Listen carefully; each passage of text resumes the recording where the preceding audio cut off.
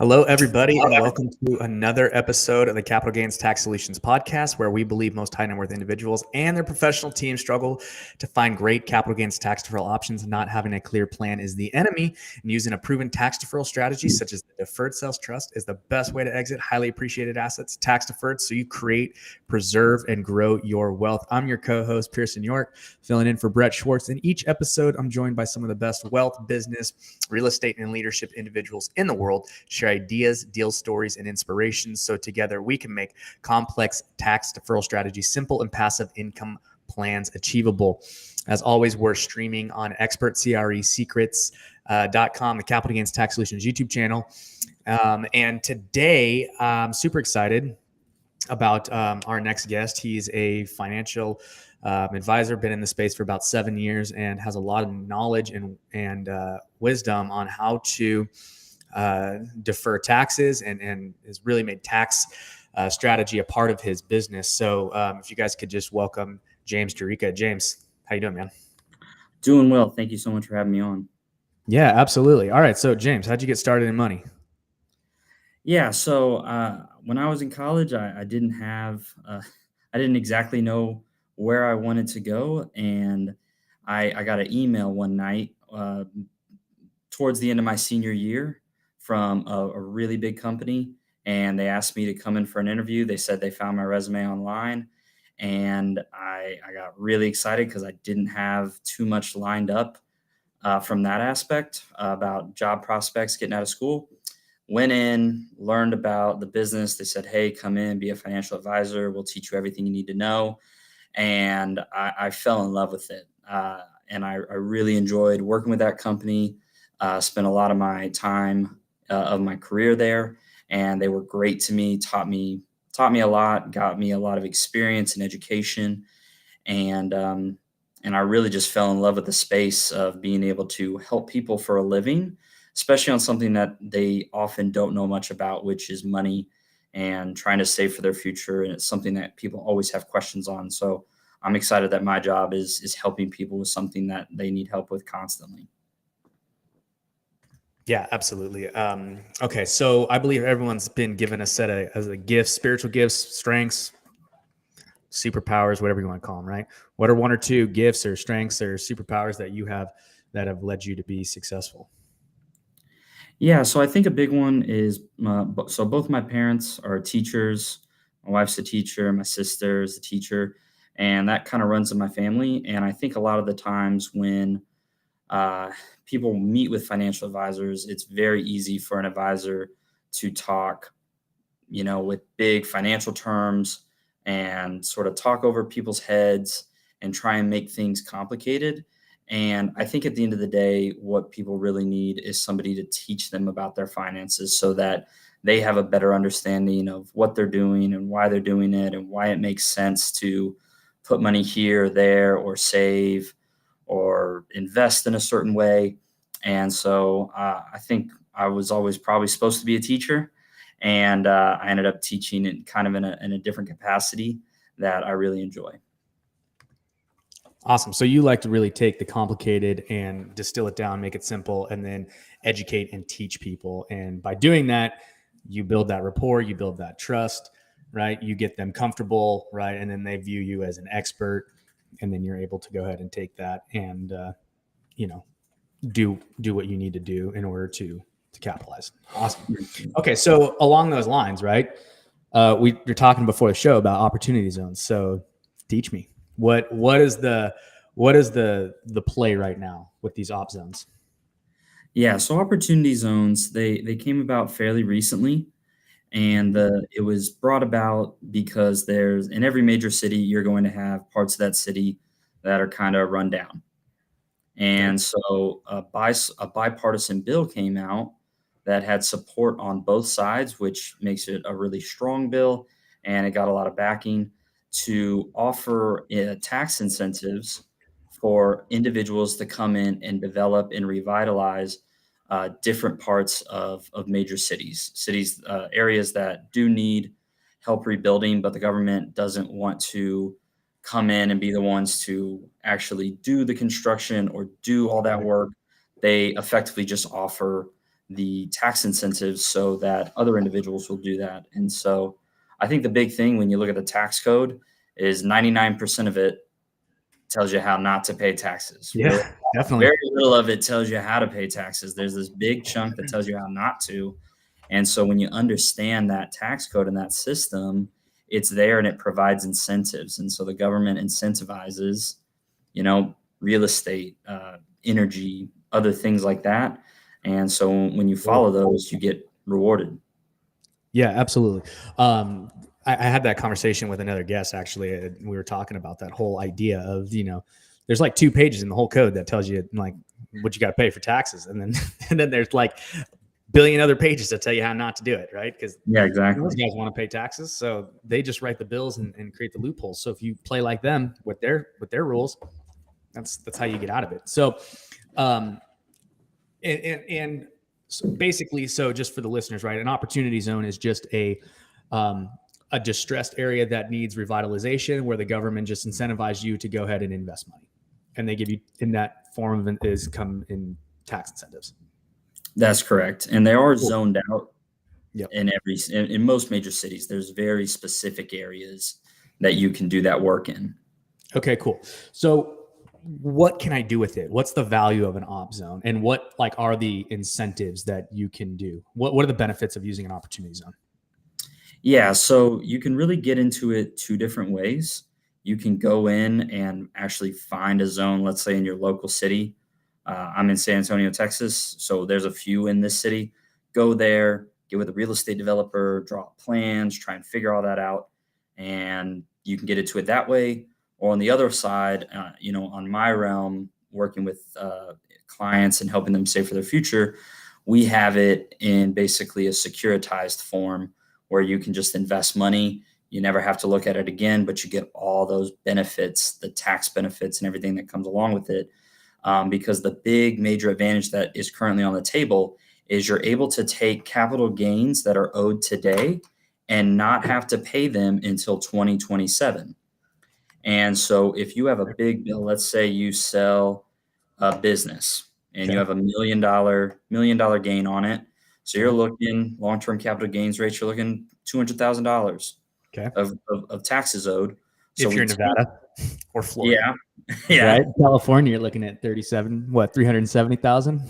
Yeah, you're looking at these huge tax bills. So what we could do instead, you're going to pay those taxes eventually, but we could take that amount or really any other amount. If you want to put in $1 million, $2 million, you can. You put it into the opportunity zone, and you don't have to pay those taxes for 5 or until right now it'd be 5 years. You don't pay them until 2027. Okay. And so instead of me paying the $200,000 today, I pay it in 2027. There's actually the 2 main proponents that got this bill through in the first place. They're working on trying to extend that out to 2029, which makes the deal even better. Yep. 2027 rolls around, you need to pay that $200,000 that you owed in 2022, right? You could take it out of the fund, or you can cover it with outside assets as well. Either situation works. Okay. So you get to defer it. The other big advantage is you hold it for 10 years total. Mm-hmm. So I hold it from 2022 to 2032. 100% of my gains are now tax-free. Okay, so let me stop you. So just so I understand. So you have 2 transactions, right? Correct. You sell a business. Now, does the opportunity zone work for assets, all assets, correct? Anything with a capital gains? Anything with a capital, if it's considered a capital asset, generates capital gains. So business, crypto, stock, you name it. Okay. So you take your transaction, right? Does it work for a primary home? It does. Anything that generates what's considered a capital gain. Okay, awesome. So similar to the DST. So that's awesome. Similar, yeah. Okay, so you have a capital asset, right? A capital gain on some sort of transaction. Let's call it $1 million, right? The gain. We'll use just the federal rate of 200,000 to 20%. You have a $200,000 tax bill. You put it into this op zone. Okay. Now I can put it into an op zone security or fund, pretty much with you, right? So I put my my entire million with you, or I only have to put the gain, the 200,000 gain? You only have to put the gain, Okay. or you So only have to put you only have to put the tax that was owed. okay. So the rest of it, right? I take constructive receipt of that. Mm-hmm. Now, that would trigger the tax though. Correct. That would. Okay. So I take it, right? I trigger the tax, but I get to defer that tax, that 200,000 for 5 years. Now, that means that I get to basically capitalize on the investment. It's basically an interest-free loan from the government at that point for 5 years, right? Yes, it's better than interest-free because you actually get to earn interest on it yourself. Right. So you get to play with that, right, and do what you want. And now, what are your typical returns? I know they're probably all over the board, depending upon where you go. But Yeah, so the main fund that we're working with, they have a targeted return of about 9% net of fees. okay, so you put your $200,000 in, right? You're earning 9%. So what is that? Almost a little bit under $20,000 a year on that money. Mm-hmm. Yeah. So in 5 years, compounded, you're up. Okay. You're up 100,000. Yeah. Yep. Okay. So you basically eliminate half of your gain by taking that gain, putting it into the op zone fund, and then go. But then the kicker is that in 2027, right, that money has to be paid back, either taken out of the fund or paid for by another outside source. Other assets. Correct. Okay. So no matter what, that tax has to be paid because you took money. You took that money. Okay. Now, if you were to then come out of the asset, right? Come out of the fund. Does that mean that you didn't last the 10 years because you only lasted the 5? And are you going to trigger another tax? So you could on that end, that's where it's probably Okay. best to cover that with outside money. Okay. It really that's the best long-term strategy.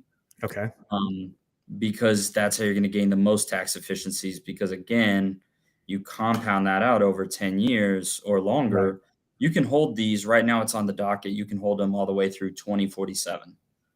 Okay. So we have a 25-year time horizon on these pretty amazing funds. They really aren't going to be around forever. And we're just able to enjoy a lot of tax benefits. Yeah. Okay, cool. So if you leave it in for 10 years, right, and you do decide to pull out that point, you've hit your benchmark and you no longer you don't have a capital gain on all of the compounded interest that you earned throughout the entirety of the time your money was invested. Is that correct? That's correct. So another simple way to look at it is if you just wanted to use it, you weren't trying to defer any capital gains. You just think, I have money, I want to invest, and I love the idea of having something tax-free. Yep. We take 500,000, we put it in, maybe you're 50, 55, and you hold that out till you're 65, 70, getting ready to retire, and all of that would compound out for you tax-free. Awesome. Okay. So two different strategies. However, both of them have serious tax advantages. Major tax advantages, because it's also a great way to get real estate exposure in your portfolio. Mm-hmm. So from just diversification and good portfolio construction, it's a very effective way to do that as well. Okay, awesome. So what, from a tax standpoint then, right, in these opportunity zones, can you 1031 into them? Is that how it works? You do a 1031, or what's the situation? 1031. You have 180 days from the time you actually finalize a sale. You have 180 days to get the money into an opportunity zone, but you don't need to necessarily. The nice thing about this, the fund strategy, is that this fund is working with zones all over the United States. I don't have to go out and find them. I don't have to go out and pick it and meet a developer and come up with a plan. I just say, hey, James, I have a $200,000 tax bill and I don't really want to pay it right now. What do we do? And we can just access this fund, and it's a pretty simple transaction and process from there. Awesome. So the major benefits then is you still have a time constraint like you would with a 1031. However, It doesn't have to be the like kind, and you don't have to go out and find the deal because you have access to all of these funds that are earning that 9% pref, net of all the fees. And you can basically just roll that right into it and not have to worry about any of the tax consequences right now. You can defer for 5 years or whatever until you figure out how you want to pay it. Exactly. Awesome. Okay.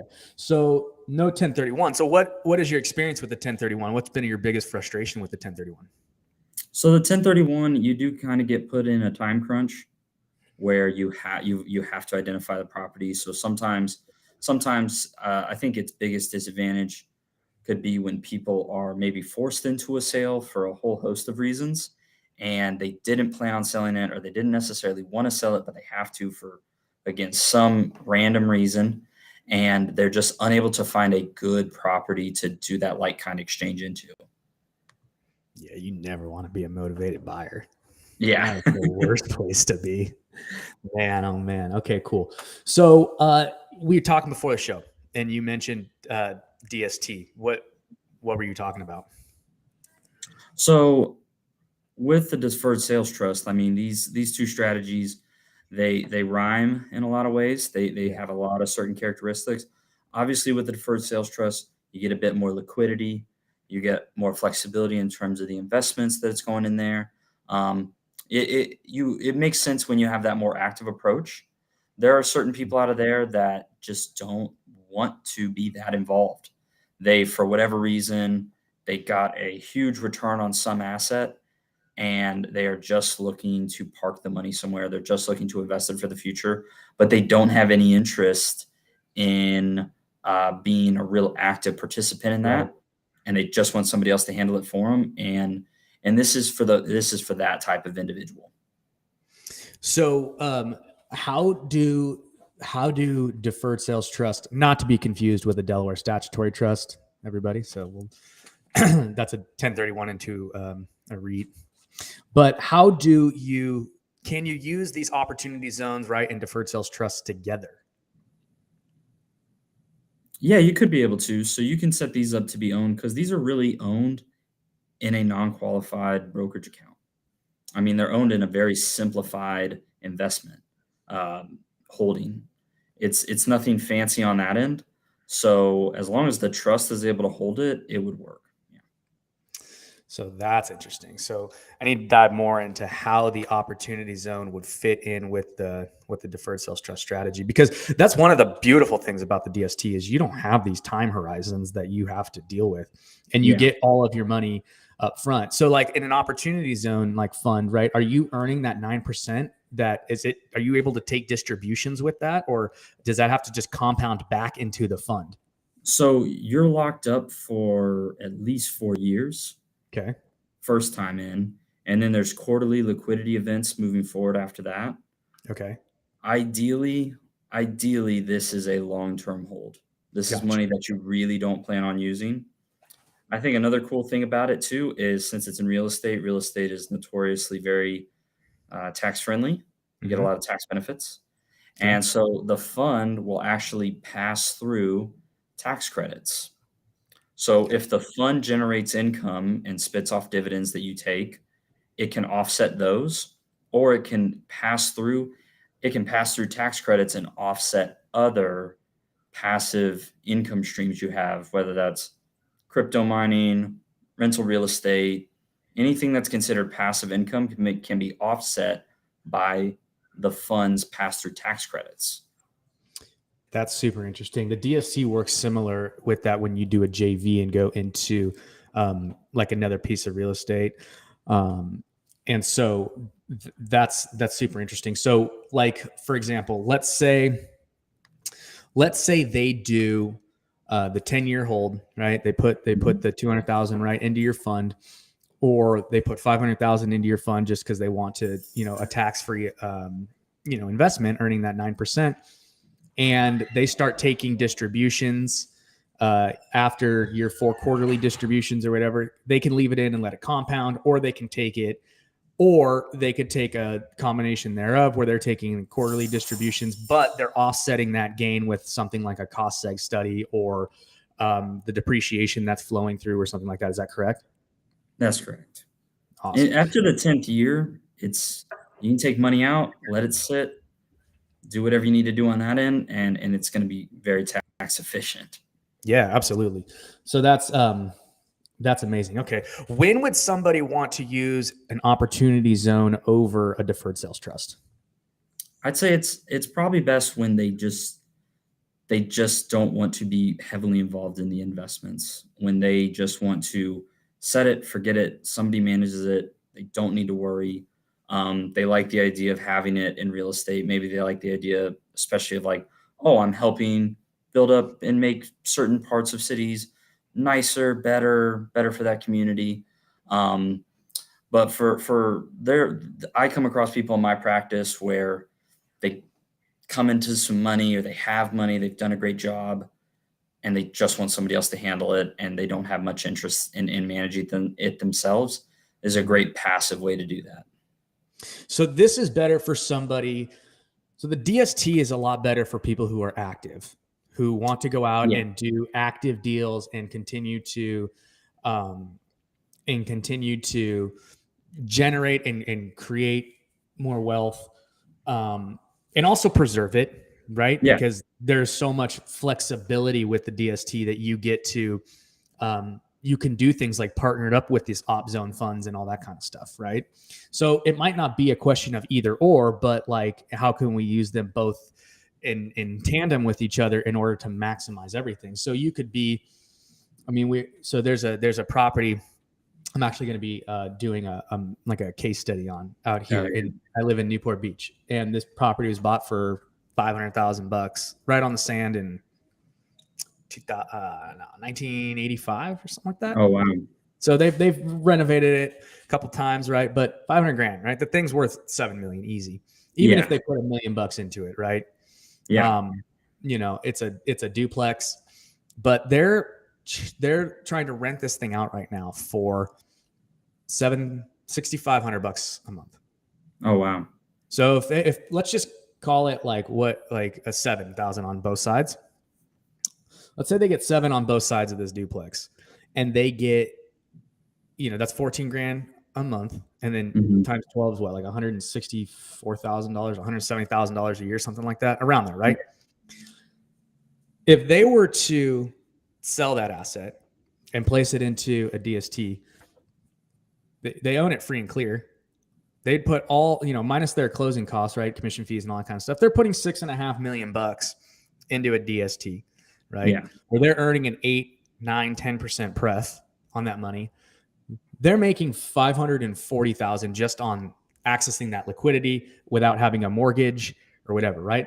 Pair that with putting it into things like an opportunity zone, right? Taking a portion of it, 2 million of it, putting it into an op zone fund, right? Like you're talking about, for real estate or even like energy and oil drilling and those types of, like, we didn't even get into that whole conversation, but that's a whole nother thing where yeah, there's even more, tax benefits and stuff like that you can leverage. But you start getting this really powerful picture yeah, of tax strategies, and you see how these people continue to not only protect their downside but generate more and more and more wealth by saving. I mean, otherwise, they sell that building for $7 million. They're at least 2.8. They're in California. Depreciation and capture. They're almost $3 million, like, yeah. paying tax. Like, that's half of your gain. Like, that's nuts. Where you could It be earning is. 8% on, $3 million is It's a nice. significant amount of money. It So is. it's awesome to talk and go through these strategies with people like James and who have these ideas and how we work together. And I think that what I really want to hammer home here is that, like, the team is really, right, the value. Because I get with James and I'm like, hey, James, I don't know op zones like op zones, but I got this client that's got this DST, right? And I want to bring you in. How can I use this DST with your op zone fund in order to maximize their wealth, right? And vice versa, right? Yeah. That's the thing. And so it's just, it's awesome to see. And if you guys want to learn more about James, where can people find you? Yeah, so you can find me just on LinkedIn is a great place to connect with me personally. And then you can find my RIA at wealthwatchadvisors.com. Yeah. And come there, check us out. We do so much more than just opportunity zones. I know it's a really great thing that we offer, but it all comes about as how does this fit into your holistic financial plan? And that's what we help with.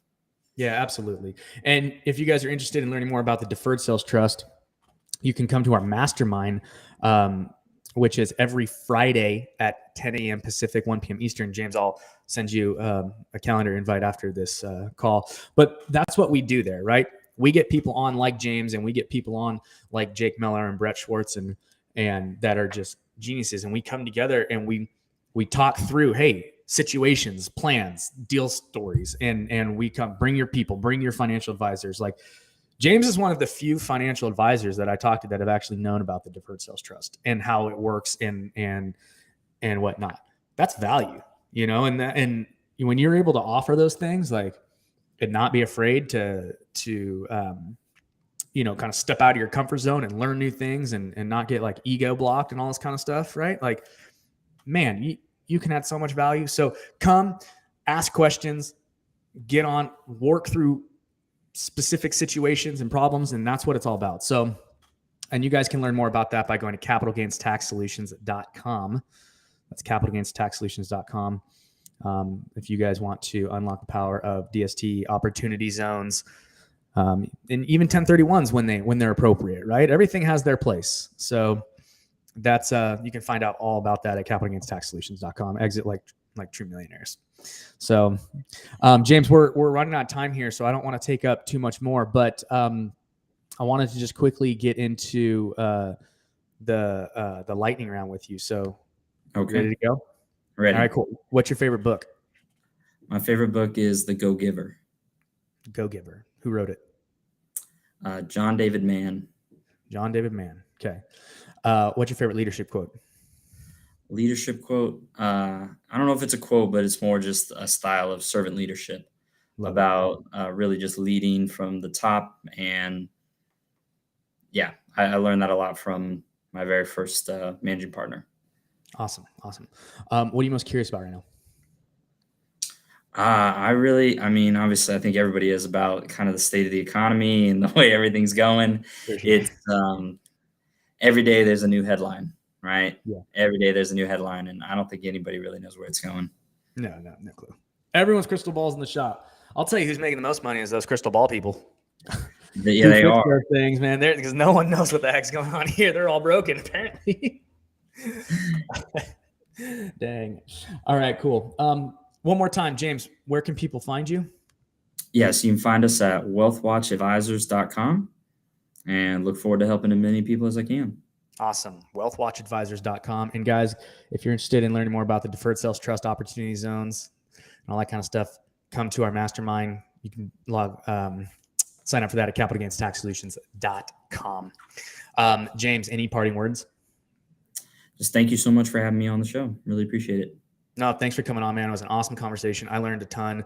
I know our listeners got a ton of value out of you. So thank you so much for coming on and giving us your time. And thanks again, everybody, for listening to another episode of the Capital Gains Tax Solutions podcast, where we believe most high net worth individuals and their professional teams struggle to clarify great capital gains tax deferral options. Not having a clear plan is the enemy, and using a proven tax deferral strategy such as opportunity zones, deferred sales trust, 1031s, the best way to exit your highly appreciated assets tax deferred so you create, preserve, and grow your wealth.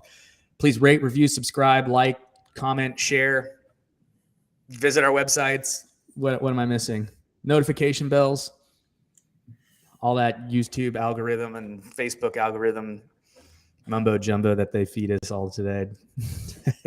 Watch our videos, and we'll be sure to bust out more content every time we're on here. So you won't miss anything. So thanks again, James. Thanks again, everybody, and we'll talk to you in the next one.